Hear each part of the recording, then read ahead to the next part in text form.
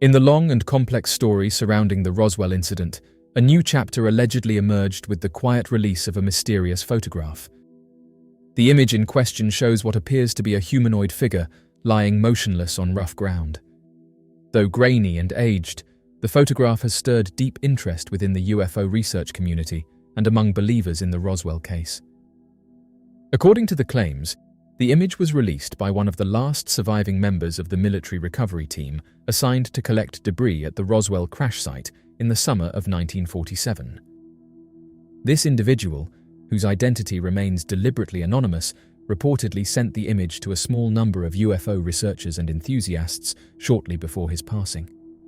Fearing potential repercussions for himself and his family, he chose not to reveal his name.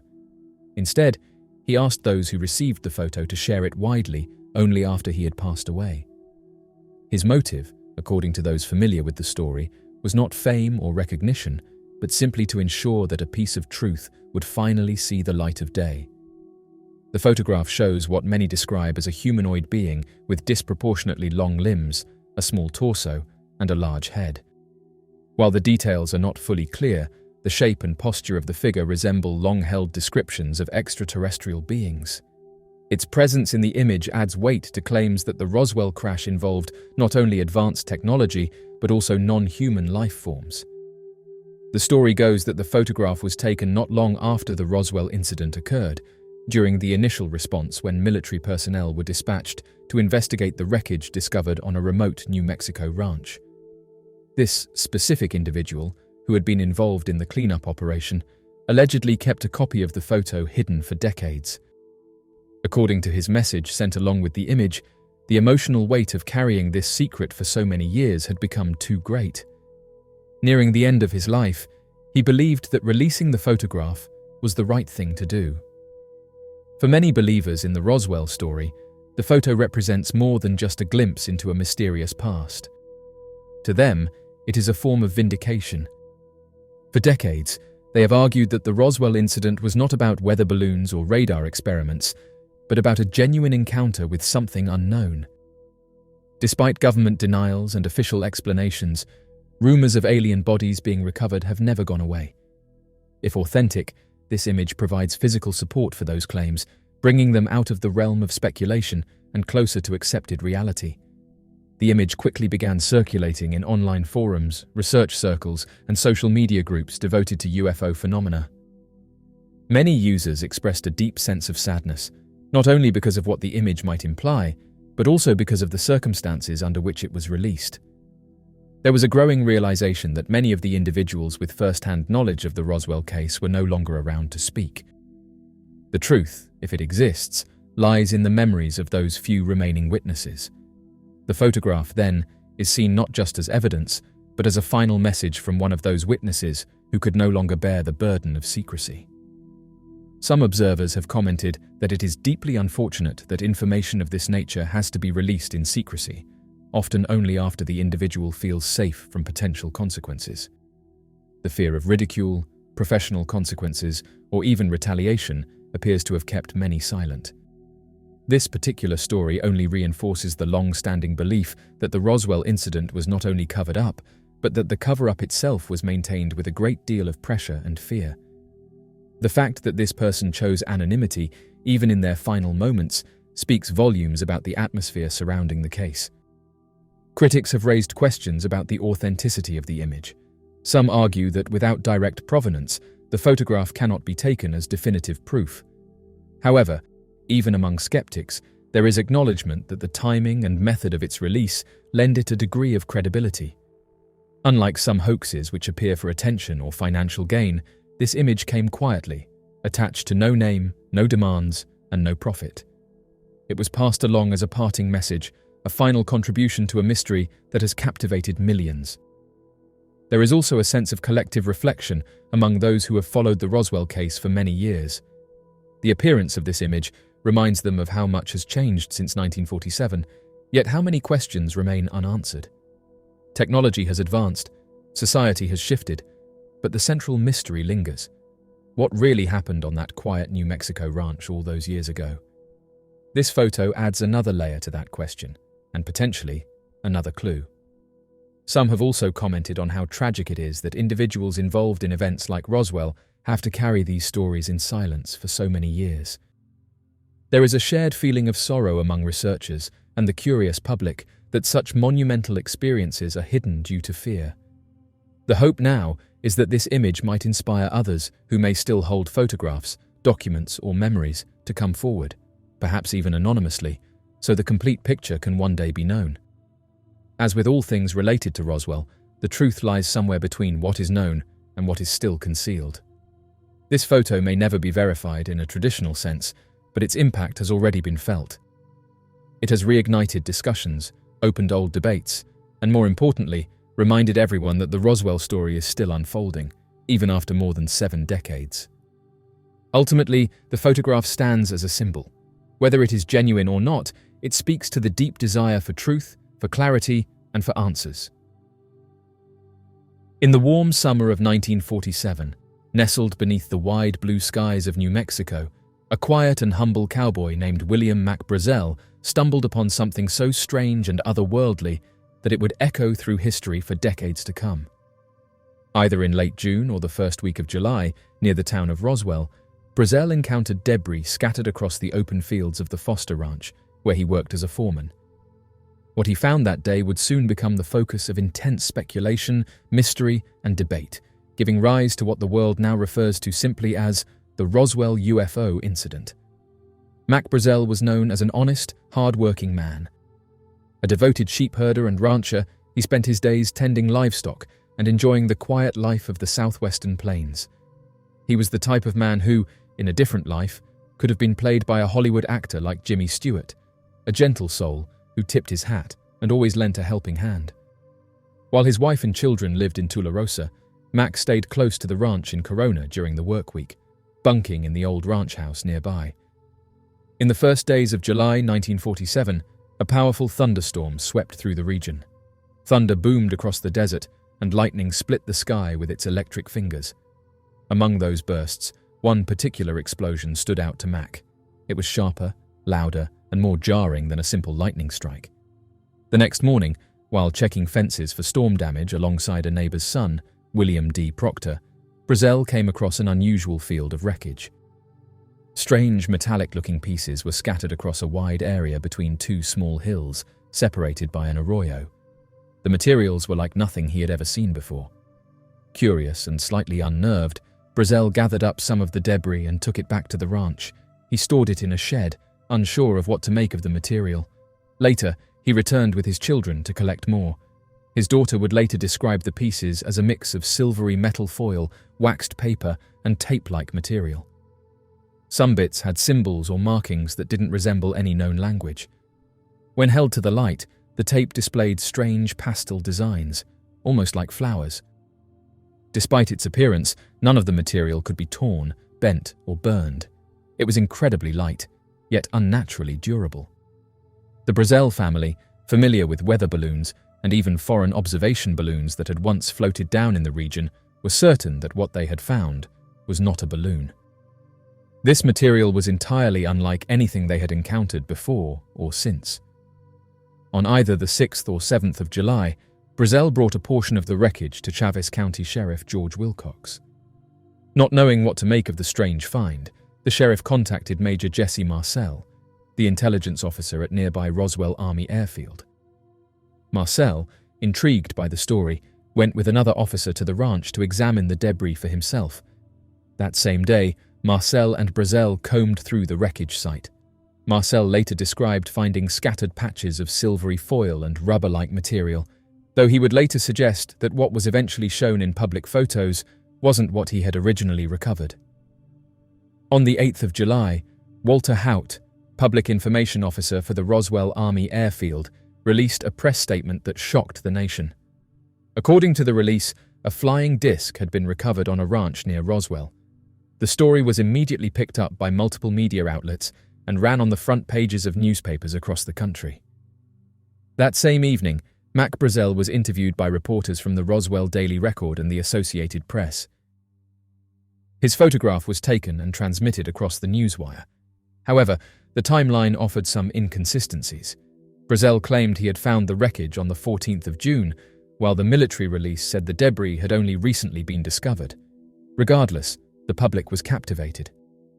As the headlines spread, something changed. On the 9th of July, just a day after the initial press release, a new statement was issued. This time, officials from Fort Worth Army Airfield, including General Roger Ramey and Base Weather Officer Irving Newton, claimed the object was nothing more than a downed weather balloon. The earlier flying disc explanation was quickly walked back. A press conference was held, with Marcel appearing alongside what was described as the debris: rubber, tinfoil, and a radar reflector, often referred to as a kite. However, Marcel would later express doubts. He maintained that the items shown in the Fort Worth press photos were not the same materials he had recovered in Roswell. This contradiction helped fuel early whispers of a possible government cover-up. Following the revised explanation, the story slowly disappeared from the headlines. Life in New Mexico returned to normal.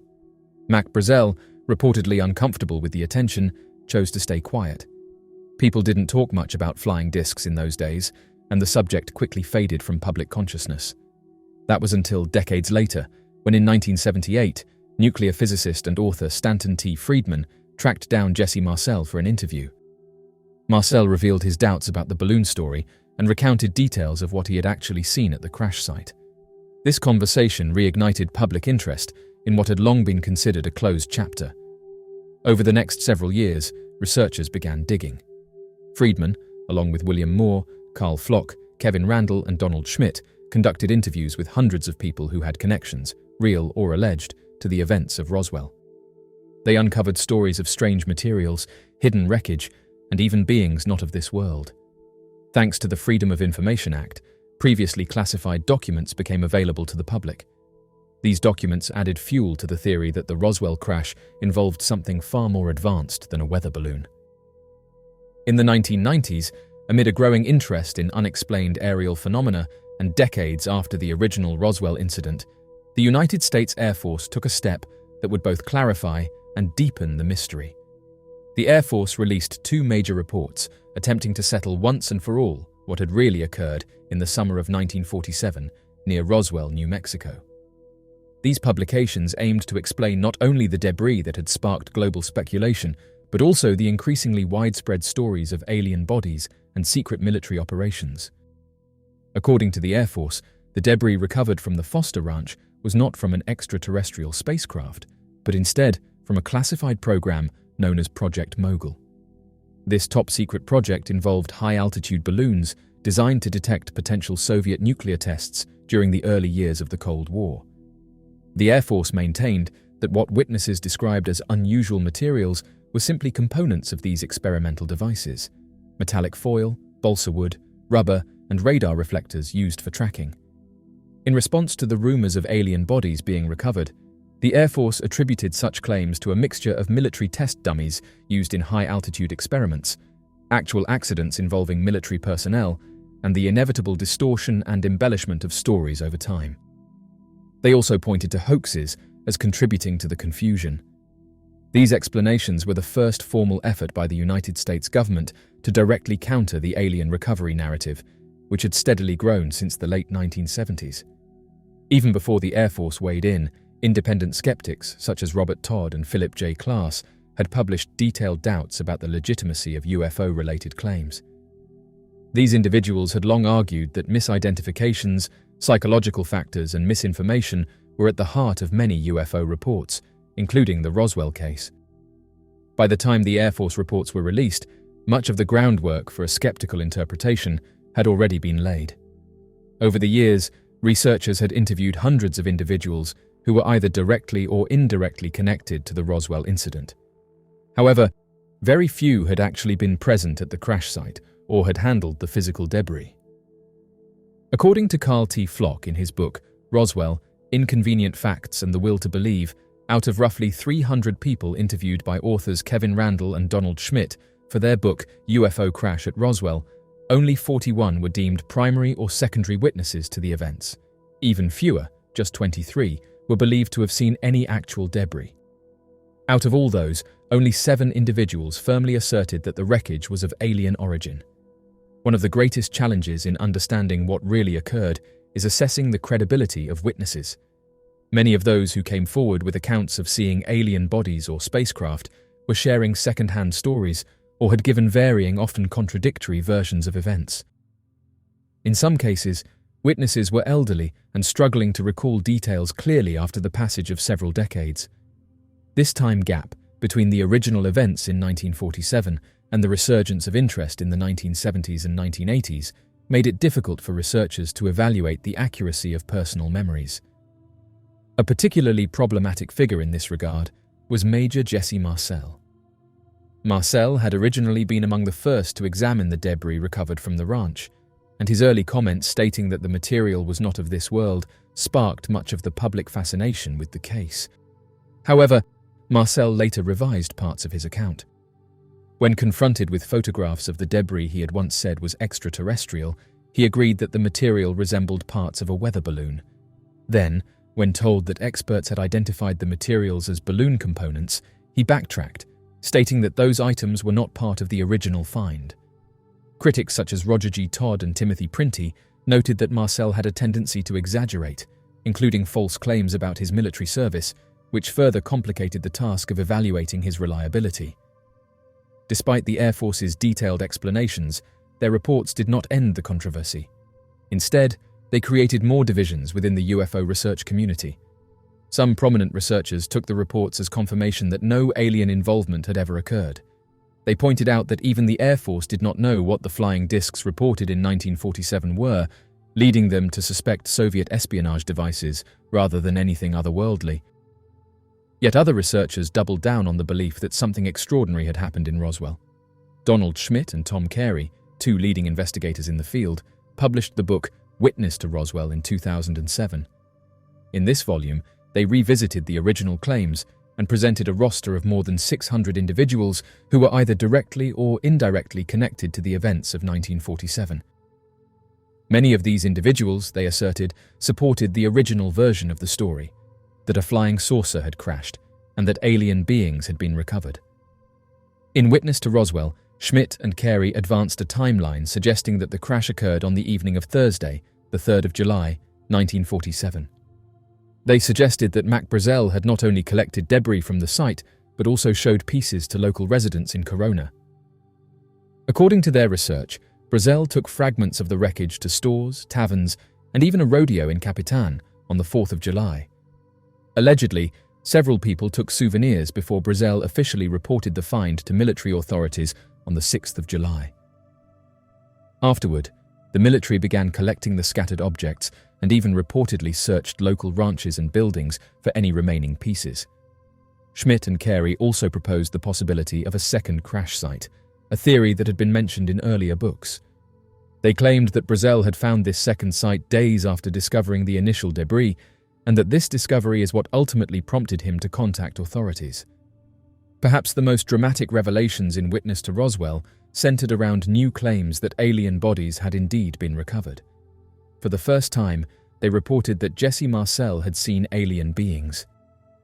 This assertion came from two different individuals, one a family member and the other a military colleague, who stated that Marcel had shared this information privately. Other witnesses added to this claim. Elias Benjamin, a military police officer at the base, claimed he was ordered to guard alien beings who were transported from the Roswell hospital. The family of Miriam Bush, secretary to the chief medical officer, told of her being shown alien bodies laid out on gurneys, with at least one still showing signs of life. Another high-profile account came from Joseph Montoya, the lieutenant governor of New Mexico in 1947. According to members of the Anaya family, Montoya was visibly shaken when they picked him up from the base. He allegedly described seeing several small alien bodies and appeared deeply disturbed by the experience. Perhaps the most compelling piece of new testimony was that of Walter Haut, the former public information officer who had issued the original flying disc press release in 1947. In 2002, Haut signed a notarized affidavit stating that he had seen alien bodies and an intact spacecraft, and that he was present during high-level meetings in which the cover-up was orchestrated. Although Haut passed away in 2005, his statement remained one of the most direct accounts from someone closely involved in the original events. However, this affidavit too came under scrutiny. Researcher Dennis G. Balthazar, and archivist Wendy Connors had interviewed Hout in a 2000 video recording. They both noted that Hout struggled with memory and seemed uncertain of important details. Balthazar questioned whether the affidavit truly reflected Hout's own words, especially since neither Schmidt nor Carey were present when the document was signed. The people who witnessed the signing were never publicly identified. Despite the controversy, Hout's daughter Julie Schuster, director of the International UFO Museum in Roswell, stood by the affidavit. She explained that Schmidt and Carey had drafted the statement based on years of conversation with her father. According to her, he reviewed the document and agreed with its contents, choosing not to make any changes. He then signed it in the presence of 2 witnesses, including a notary. The release of the affidavit sent shockwaves through the UFO community. To believers, it was the ultimate confirmation of long-held suspicions. To skeptics, it was another unverified tale layered with inconsistencies. Yet the very existence of such a document, combined with decades of speculation, ensured that the Roswell story would remain alive and unresolved. In the end, the Air Force's reports did little to silence the public debate. Instead, they marked a turning point in the conversation, one that shifted from vague rumors to detailed claims and counterclaims. As each new witness stepped forward, and as new interpretations arose, the Roswell incident transformed from a simple mystery into a modern legend, shaped as much by memory, belief, and culture as by fact. Whether the truth lies in secret projects, misidentified equipment, or something beyond human understanding, the Roswell story remains one of the most compelling and mysterious chapters in American history. It continues to inspire researchers, challenge skeptics, and captivate the public imagination with a single, enduring question. What really happened in the desert of New Mexico during that summer of 1947?